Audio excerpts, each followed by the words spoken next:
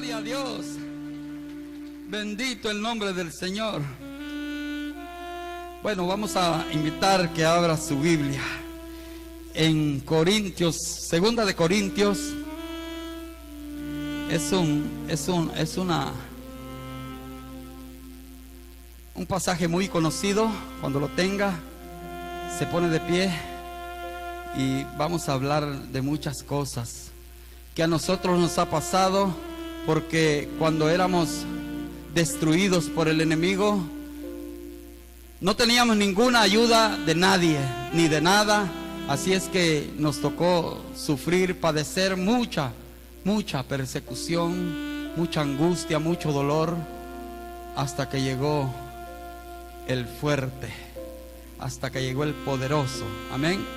Vamos a leer la palabra en el versículo, en el capítulo 5, versículo 17. Así dice. O sea que sí, ya lo conoce. ¿Ya lo conoce, iglesia? Vamos a leerlo en voz alta, porque esto es necesario que sea así. Vamos a ver, lo leemos en el nombre del Padre, del Hijo y del Espíritu Santo. Dice: de modo que si alguno está en Cristo, nueva criatura es. Las cosas viejas pasaron, he aquí, todas son hechas nuevas.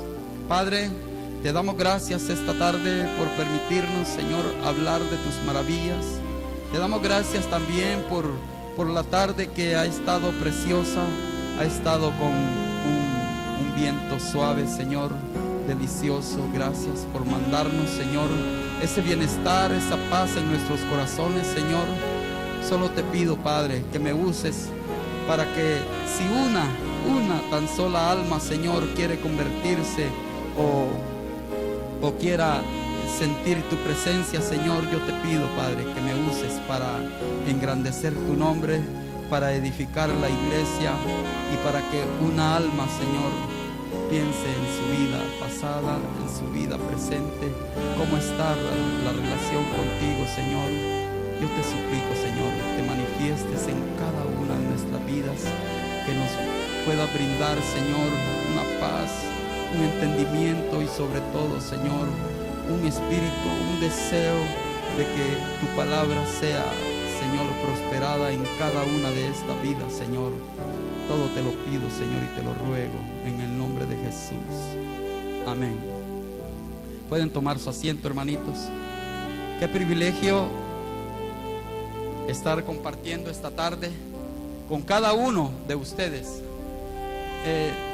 Cualquiera podría decir qué pasa, qué es lo que ha sucedido, pero quiero decirles que fundamentalmente el Señor quiere hablar con alguno de ustedes, y eso es algo tan normal en la vida del cristiano.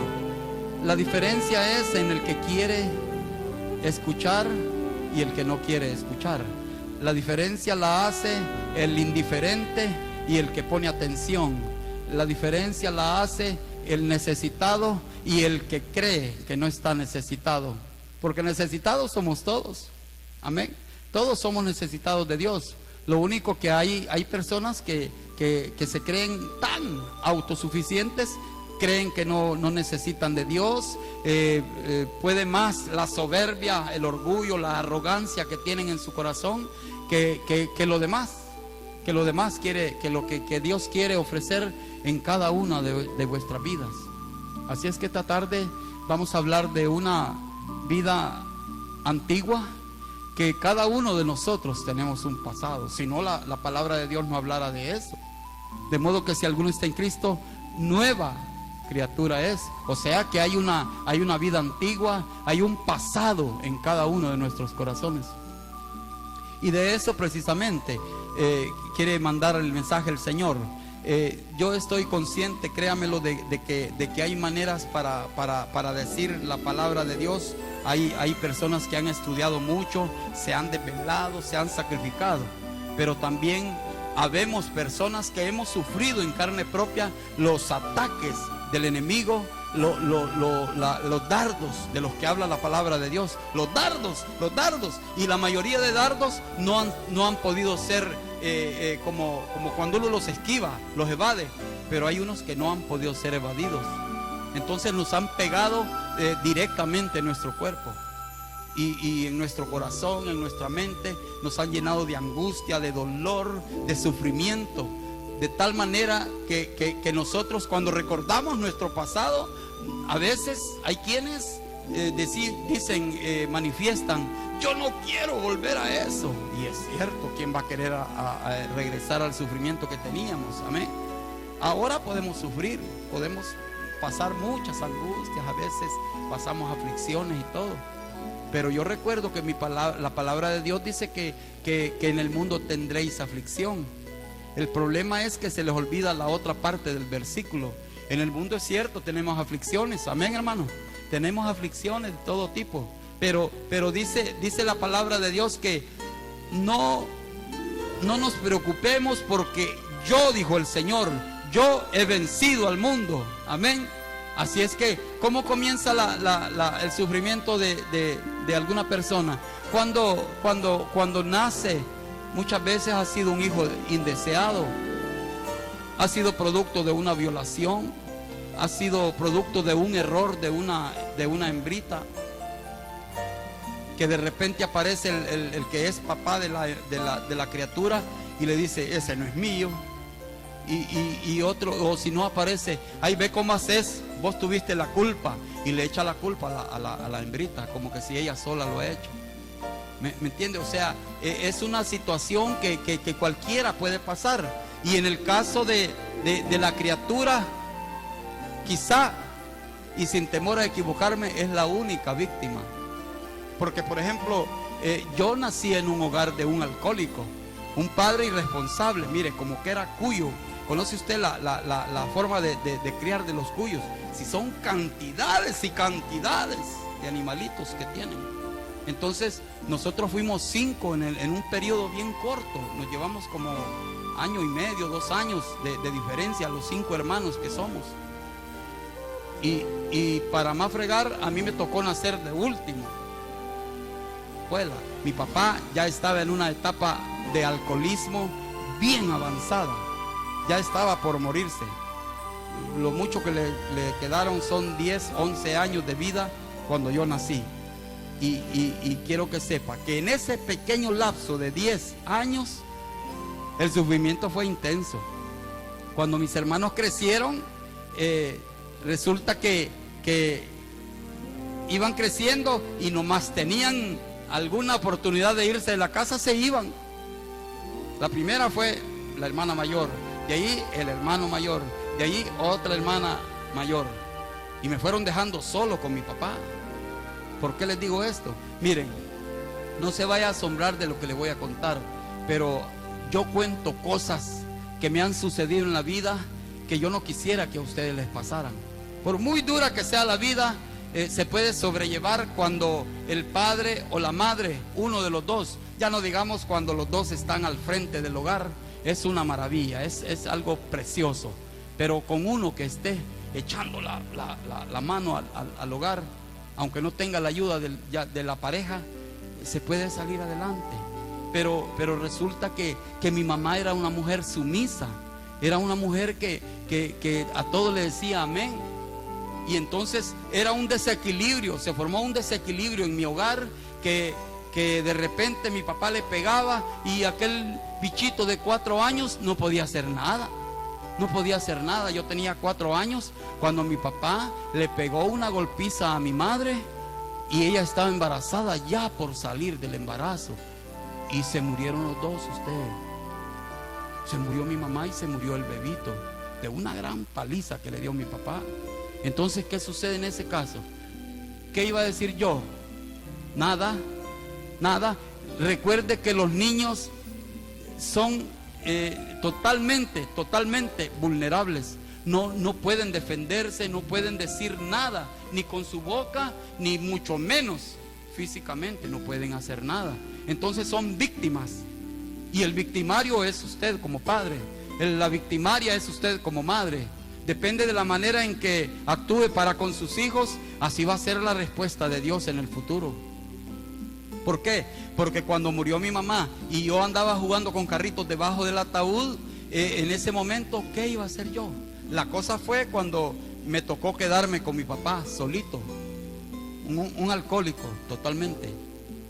Tanto que cuando yo tenía 11 años, me tocó ir a visitarlo al Hospital Rosales, a una sala donde estaban los enfermos desahuciados.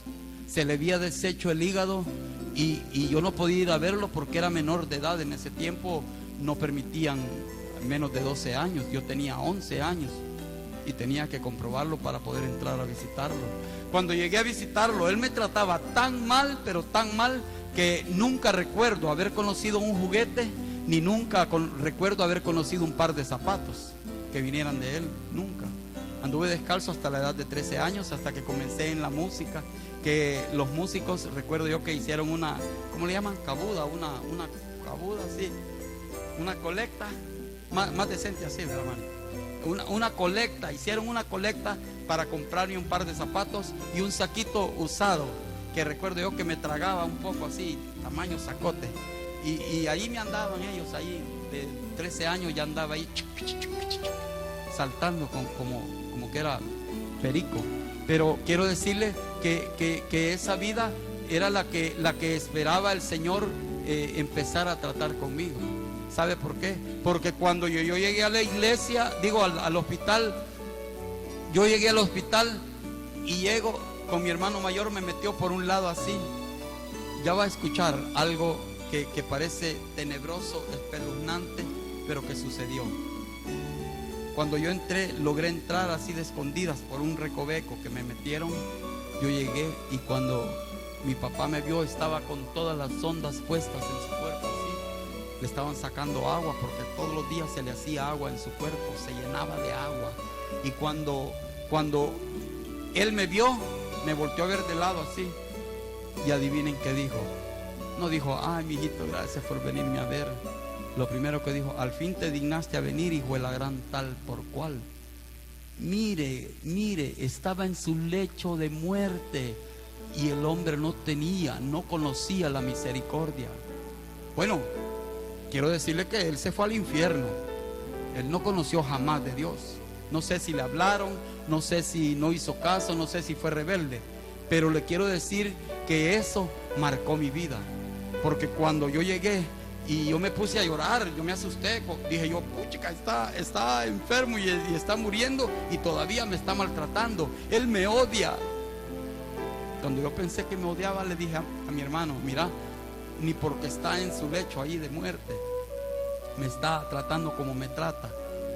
Y yo dije, esto no tiene remedio. Yo tenía 11 años y yo recuerdo que razonaba muy bien lo que estaba sucediendo.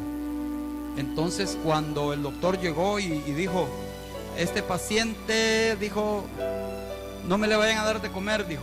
Pero no me dijo a mí ni a mi hermano, les dijo a todo el personal, no le vayan a traer comida porque si llega a comer se va a morir. Se encendió el foquito del niño. Como él había matado a mi mamá, fui a conseguir un pan, me lo eché en la bolsa y cuando llegué allí yo lo saqué y se lo metí debajo de la sábana, se lo puse en su mano y yo me vine satisfecho, créanmelo, me vine satisfecho, porque cuando eso fue un domingo, el martes estaban avisando que se había muerto. ¿Quién cree usted que lo mató? Cabal. Yo lo hice con toda la intención, no crea que yo... Él se puso a reír cuando yo le di el pan porque creyó que yo se lo daba porque lo amaba. Y yo se lo di porque lo odiaba. Porque cuando dijo el doctor cuando dijo el doctor que se iba a morir si comía, lo primero que se me vino a la mente, pues le voy a traer comida para que se muera este viejo tal por cual. Qué sencillo resolver los problemas de la vida cuando no está Dios de por medio, amén. Cuando no permitimos que Dios actúe en nuestras vidas. Crecí de una manera libre, libertinaje total. Cuando un día estaba trabajando en mi nuevo empleo, ya de unos 17, quiero ver, me voy a saltar un montón de cosas porque no tienen mayor relevancia, créamelo. cuando me metía con homosexuales para tener dinero, cuando iba a lustrar zapatos, cuando iba a robar tapones de motos para poder comer. Yo me quedé totalmente en la orfandad.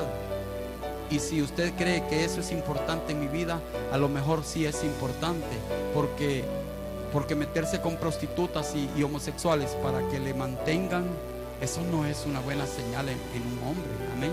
Generalmente estudia, se prepara y empieza a buscar trabajo, se consigue un buen empleo o un empleo regular, pero uno depende del sueldo y depende de Dios cuando es cristiano.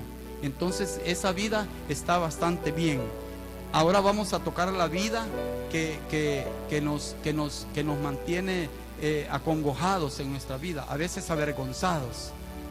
Esa vida que yo estaba llevando. Vino de un taller de motocicleta y me dice: mira, te voy a dar 10 colones por cada tapón de moto que me traigas. Y empiezo a robar tapones de moto. Y con eso me mantenía. Yo, si un tapón diario robaba, pues estaba tranquilo. Ahí tenía mi salario. ¿Cuánto era? 300 colones mensuales. Pero no siempre, no siempre robaba, porque hay veces que me cachaban los dueños y tenía que salir corriendo. Y a veces tiraba el tapón para que ya no me siguieran. Un montón de cosas así. Entonces, ¿qué sucede con la vida deformada? Con la vida deformada del hombre. Si la palabra está bien clara, y dice, porque de modo que si alguno está en Cristo, ahora puedo decir: estoy en victoria, porque estoy en Cristo. Pero estamos hablando de que de modo que si alguno está en Cristo, nueva criatura es. Las cosas viejas pasaron. Estamos hablando de las cosas viejas. Amén. Las cosas viejas son esas mañas, esas feas costumbres que no fueron inculcadas, porque créanmelo, mi papá nunca me dijo: anda a robar, anda a meterte con maricones para que sobrevivas. Él no me lo dijo, sino que las circunstancias de la vida fueron las que me fueron empujando a eso. Yo no sabía qué hacer en el momento que necesitaba para comer. Entonces las circunstancias de la vida me obligaron a esa situación. Pero ¿qué sucede cuando ya este hombre todo deformado creció? Yo tenía 20 años cuando conocí a mi esposa y 20 años bien deformados. Y yo recuerdo que cuando yo la iba a traer a su trabajo, las compañeras le decían: nenita, usted tanto que se ha cuidado y miren las garras de quién vino a caer. Cuando yo la llegaba a traer, la estaba esperando en la parada de buses y ella llegaba. Decía: nenita, piénselo bien, mire que no sé qué, y la aconsejaban. ¿Por qué? Porque los rasgos de un malviviente. Claro, yo ya estaba en la música, ya había empezado a trabajar en la música formalmente. De 20 años yo ya ganaba dinero, incluso ya empecé a viajar. Pero lo que le quiero decir es que andaba con la cola larga, ya fumaba marihuana. De 12 años empecé a vender marihuana. Me prohibían consumir marihuana, solamente la podía vender, pero no podía consumirla. Entonces eso hizo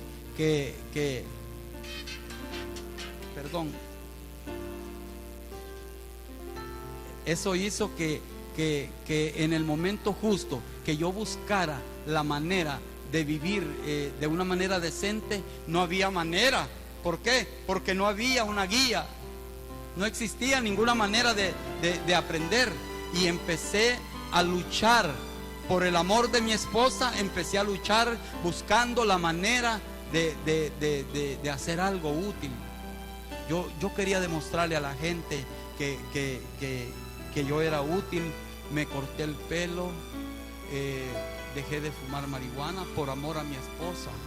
Por amor a mi esposa dejé de frecuentar amigos y empecé a intentar dejar de tomar por medio de sociedades como Alcohólicos Anónimos.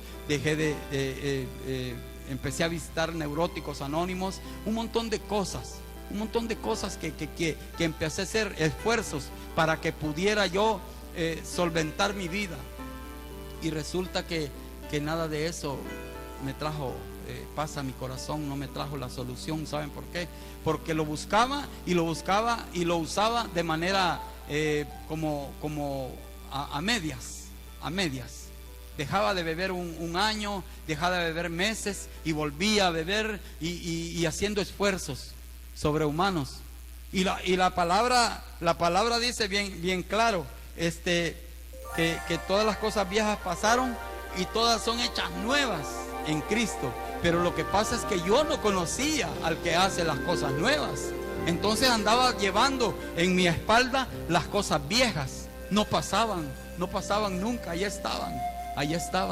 A grado tal que a la edad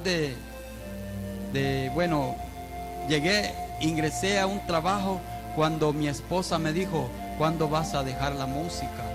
Y yo de la música había comido desde la edad de 13 años. Yo empecé a trabajar en la música de la edad de 13 años y llegué a la edad de 20 años dependiendo de la música. Y hasta la fecha yo tengo 13 años de ministerio, 15 años de haberme convertido. O sea, tengo 15 años apenas de haber dejado la música secular. O sea, toda mi vida pasé. El Señor me regaló la casa, me regaló un montón de cosas a través de la música. Y eso quiere decir que la música para mí constituía algo importante, algo valioso. Pero hubo un día que el Señor me regaló un empleo libre de toda esa podredumbre. Me regaló un empleo que me ayudó a sostener a mi familia, porque yo se lo pedí. Cuando yo me convertí, yo trataba de dejar la música y no pude porque de ella dependía. Y eso es lo que yo quisiera que todos los que trabajan en la música entendieran, de que se puede dejar y se puede conseguir un empleo. Me consiguieron un empleo en ANDA y allí trabajé durante 15 años y quiero decirles que me fue muy bien. Porque antes de conseguir el empleo, mi esposa me pasaba martillando: ¿y cuándo vas a dejar eso? ¿Y cuándo vas a dejar eso? ¿Cuándo iba a dejar la música? Yo iba al Tabernáculo Central y mi esposa me decía siempre: ¿cuándo vas a dejar la música? Y yo lo único que le podía decir era que le preguntaba, pero solo a ustedes les quiero decir: ¿de qué nos vamos a hartar? Le decía. ¿Usted cree que es una respuesta para alguien que está afligido, que está angustiado por mi vida, que estaba preocupada por mi vida? Y yo le grité: ¿de qué nos vamos a hartar? Le grité. Pero la cosa fue cuando el Señor quería tratar conmigo. Allí sí es una parte fundamental de este mensaje de esta tarde. Quiero decirle que yo le dije eso a mi esposa y ella lo único que me pudo decir es: Dios va a proveer, hijo. Eso es cierto, nosotros lo sabemos. La cosa es que yo no lo entendía de esa manera. Quiero decirle que en el momento justo en que yo me empecé a rebelar, me empezaron a ir las cosas de peor, de mal en peor. Siempre que yo me rebelaba, cuando alguien me decía algo del Señor, me pasaba algo tremendo. Y esta vez no fue la excepción. En el 2001 yo ya estaba trabajando, me habían puesto como de encargado de un grupo de esos que le llaman, que su pastor le llaman ¿y qué puede trabajar usted? Yo sé hacer de todo. O sea que es un inútil, dice el pastor. Amén. O sea que no puede hacer nada. Cuando llega a un trabajo le dice: ¿y qué puede hacer usted? Bueno, yo puedo hacer de todo. Le dice: pues no puede hacer nada. Amén. Y entonces así llegué yo a la institución. ¿Y de qué lo podemos poner a este señor aquí, este muchacho? Mire, yo puedo hacer de todo lo que me pongan a hacer. Pues pónganlo a barrer, dijo. Porque eso hasta las mujeres lo hacen en la casa, los niños lo pueden hacer en su casa. Barrer. Agarré la escoba, anduve barriendo patios. Después, óigalo bien, por amor a Cristo, después de haber andado en esos lugares lujosos, en las giras, montándome en aviones, andar en hoteles lujosos, con trajes regulares, ¿verdad? Después de todas esas cosas me tocó ir a barrer. esa era la primera señal de que Dios estaba tratando conmigo.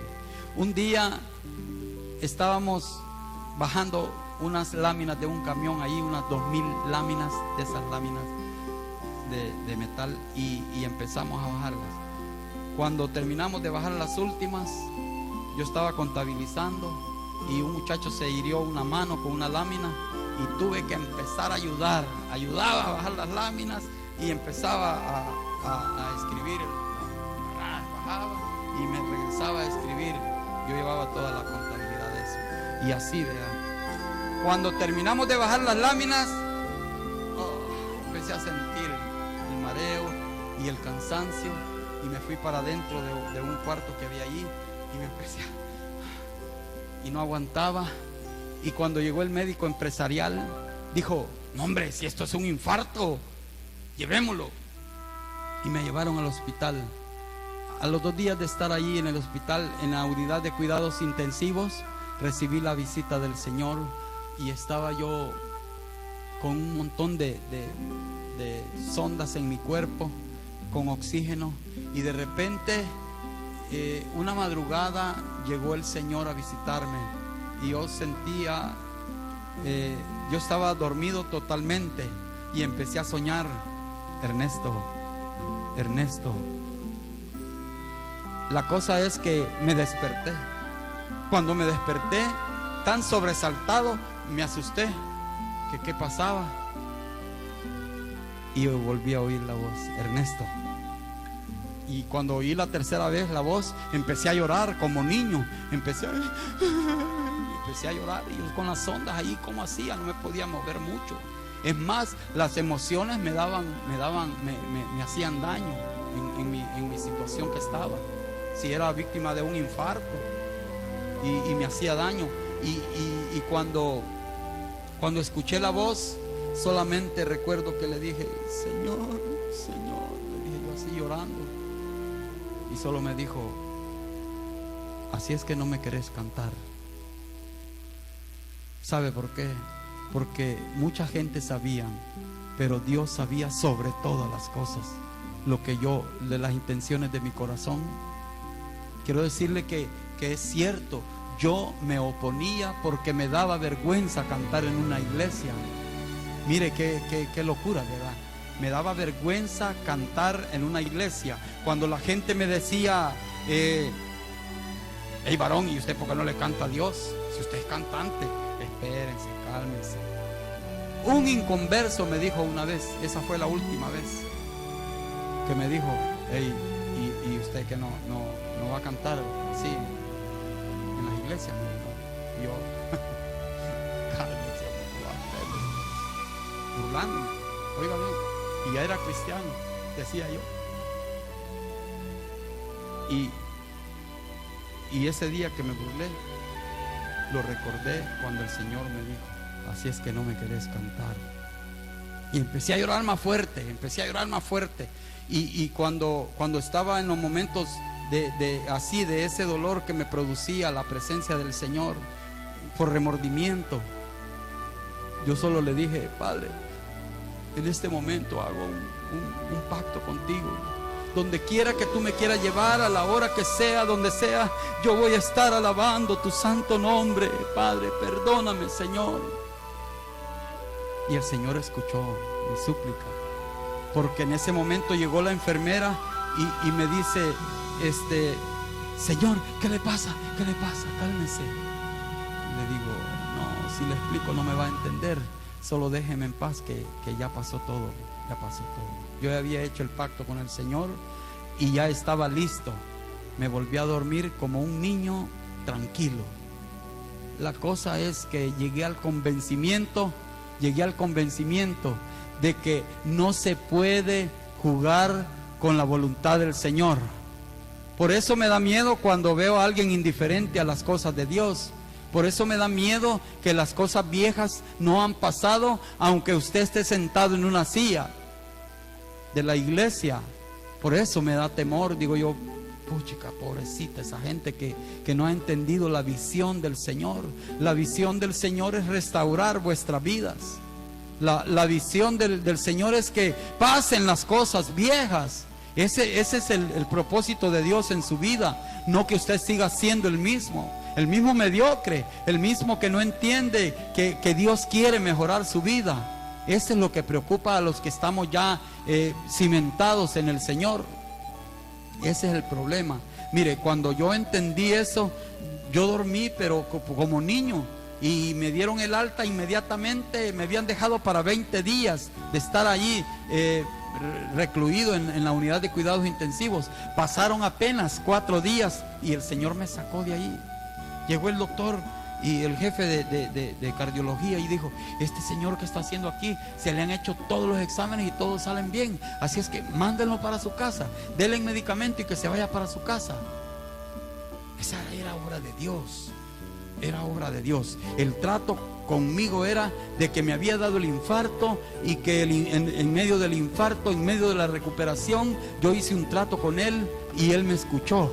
Pero ya después ya era problema mío, porque Dios estaba conmigo, porque Dios iba a cumplir su propósito. Ese es el problema. Ese es el problema del que no quiere entender que Dios quiere estar con nosotros. Amén. Ese es el problema, que no queremos entender. Yo esta tarde quisiera dejar un mensaje. Yo sé que es muy difícil seguir el camino de Dios. Yo sé que hay veces, mire, yo he conocido gente que ha aceptado a Cristo, lo ha hecho de una forma forzada, que lo han forzado a aceptar a Cristo. Y el resultado, ¿cuál es? De que se viene a aplastar a una silla y siempre viene por complacer a un familiar, ya sea al papá, a la mamá, al esposo, a la esposa, a quien sea, pero vienen por complacer a otro en lugar de complacer a nuestro Dios. ¿Me entiende lo que le digo, iglesia? Ese es un problema del cristiano. Yo quiero decirle que mediante transcurrió la vida, yo seguía deformado, yo estaba deforme, ¿sabe por qué? Porque cuando mis hijos iban creciendo, nacieron mis hijos y los maltrataba de la misma manera que mi papá me maltrataba a mí. Y cuando vine a sentir, yo era alcohólico igual a mi padre. Y cuando vine a sentir, mi hijo era alcohólico igual a mí. Era una cadena de maldición. Y no había manera de romper, de cortar esa cadena. Entonces, la actitud del padre tiene que ser de primero, que acepte a Cristo. De ahí, que viva la vida en Cristo. Y luego, después de eso, que dé frutos. Amén. Que dé frutos de arrepentimiento. Eso es lo que dice la palabra de Dios. La palabra de Dios está bien clara. Que demos frutos dignos de arrepentimiento. ¿Cuán arrepentido estoy yo que voy a dar el fruto de ese arrepentimiento? En esta tarde, iglesia, yo quiero decirle a cada uno de ustedes, veo muchas caras jóvenes que están ya listos para comenzar una nueva faceta de su vida. Y el mensaje que quiero darles, porque hay unos que están ya metidos en problemas. Yo conozco gente de 15, 16 años que ya anda como que anda jugando con el bebé, así anda, y es bebito de verdad, y ella lo tuvo, ella lo parió. Mire qué grave es eso, ¿sabe por qué? ¿Y de quién es ese bebito? No sé. Qué tremenda la situación. Entonces, ¿qué sucede? ¿Qué es lo que quiere Dios para cada uno de nosotros? Pues Él quiere que vivamos en su camino, que respetemos las reglas del juego. ¿Cuáles son las reglas del juego? Si ustedes quieren, ustedes pueden ver aquí, de que he aquí todas son hechas nuevas. ¿De qué manera actúa Dios en hacer las cosas nuevas? Sencillo, en dejarnos llevar por su voluntad. No hay manera, no hay otra manera.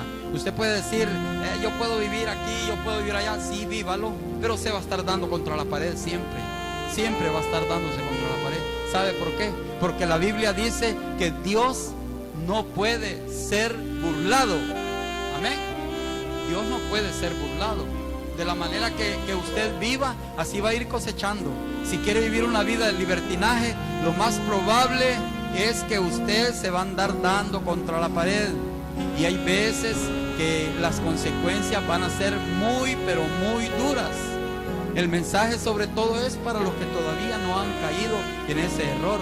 Las hembritas tan lindas que son, tan delicaditas, y cualquier peludo, cualquier pelo parado las anda conquistando y se las lleva a la cama.